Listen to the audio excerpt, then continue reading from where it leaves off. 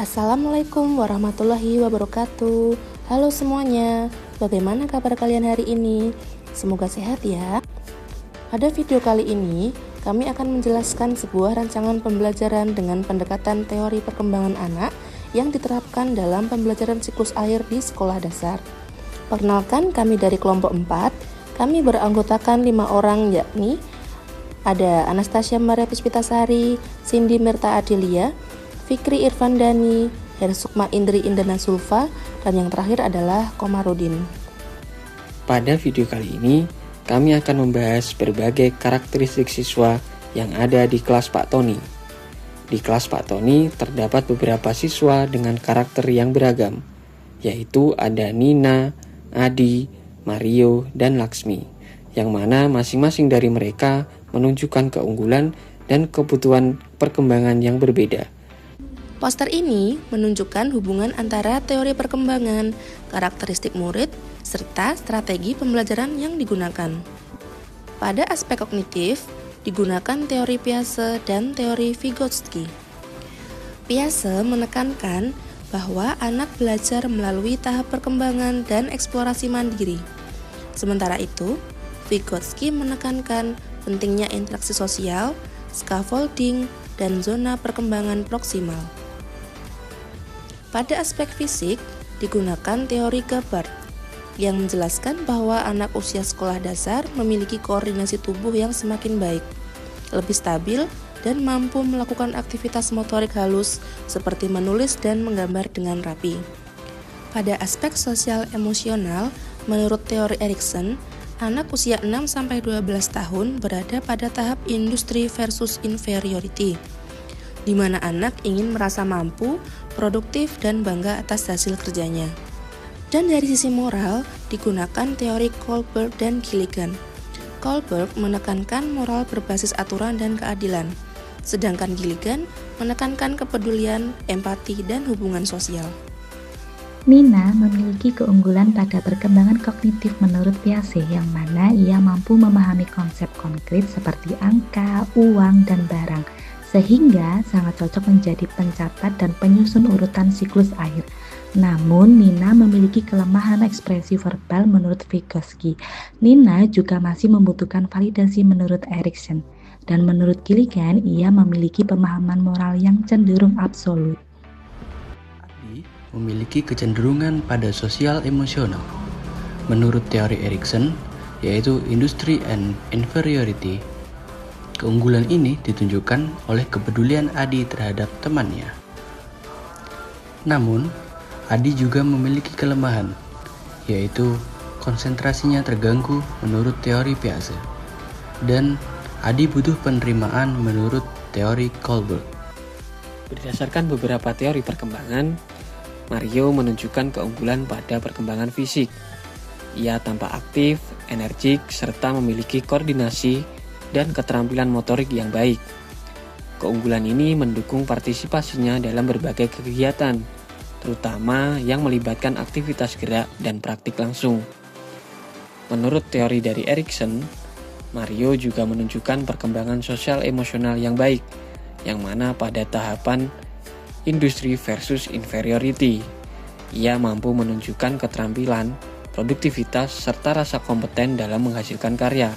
Hal ini terlihat dari kemampuannya menyelesaikan tugas dan percaya diri terhadap hasil kerjanya. Namun terdapat beberapa aspek yang masih perlu dikembangkan dari Mario ini. Berdasarkan teori perkembangan kognitif Jean Piaget, Mario masih memiliki kelemahan dalam regulasi perhatian. Ia terkadang mudah terdistraksi atau belum mampu mempertahankan fokus dalam waktu yang lama. Kemudian dari perspektif Erikson, kelemahan dalam kontrol diri menunjukkan bahwa Mario masih perlu bimbingan dalam mengelola emosi dan perilaku, misalnya dalam menahan diri dan mengendalikan sikap ketika menghadapi situasi yang menantang. Sementara itu, menurut teori perkembangan moral dari Kohlberg, Mario menunjukkan empati yang masih terbatas. Ia mungkin sudah memahami aturan dan konsekuensi, tetapi belum sepenuhnya mampu mempertimbangkan perasaan atau sudut pandang orang lain dalam setiap tindakan. Selanjutnya, mari kita lihat profil Laksmi. Dari sisi kognitif, Laksmi memiliki keunggulan yang sangat menonjol. Jika kita tinjau dari teori Vygotsky, kelebihannya terletak pada kemampuan berbahasa, seperti mahir bercerita, menggambar, hingga bermain peran dengan imajinatif. Namun, Laksmi juga mempunyai kelemahan, yaitu yang pertama berpikir struktur menurut teori Piaget. Di sini, Laksmi kesulitan dengan tugas-tugas yang berstruktur dan berurutan. Contohnya saat dia mengerjakan soal pilihan ganda. Yang kedua, regulasi emosi menurut teori Erikson. Yang ketiga, kepedulian diri menurut teori Gilligan. Yang keempat, perkembangan motorik halusnya belum optimal menurut teori Gabbard. Pada strategi pembelajaran, metode yang digunakan yaitu demonstrasi, diskusi, eksperimen, dan berdiferensiasi. Metode demonstrasi dilakukan dengan melibatkan Nina sebagai pencatat dan pengamat proses siklus air, sehingga ia dapat menyusun urutan secara logis. Strategi pembelajaran yang tepat untuk Adi menggunakan metode diskusi, di mana Adi berperan sebagai ketua kelompok yang memimpin diskusi dan mengarahkan teman yang lain. Metode diskusi dipimpin oleh Adi sebagai ketua kelompok, sesuai dengan kemampuan sosial emosionalnya dalam memimpin dan berinteraksi di antara teman-temannya.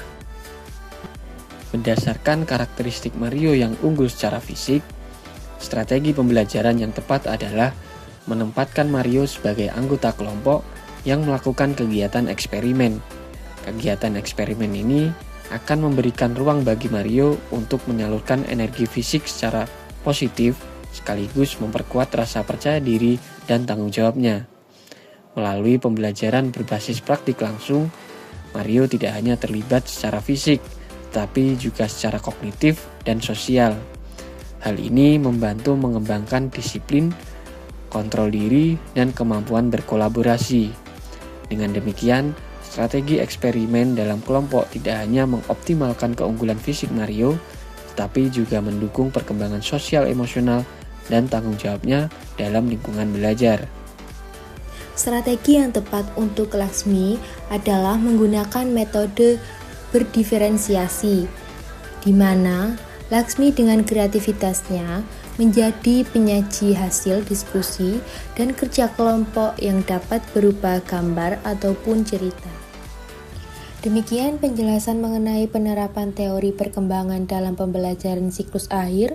Semoga video ini dapat membantu memahami bagaimana teori dapat diterapkan secara nyata di kelas. Terima kasih telah menonton. Wassalamualaikum warahmatullahi wabarakatuh.